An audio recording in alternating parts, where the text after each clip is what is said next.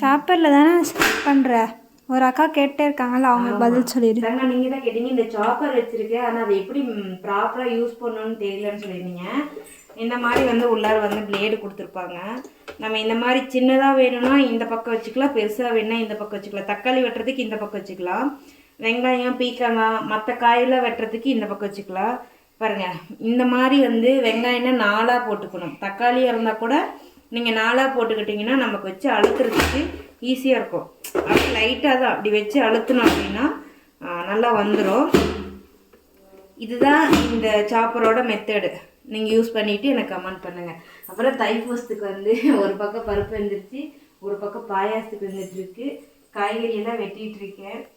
அறக்க பறக்க நம்ம வந்து வேலை பார்த்துட்ருக்கோம். நீங்கள்லாம் எப்படி போயிட்டுருக்குன்னு சொல்லிட்டு அதுவும் சொல்லுங்கள் கமெண்ட்டில்.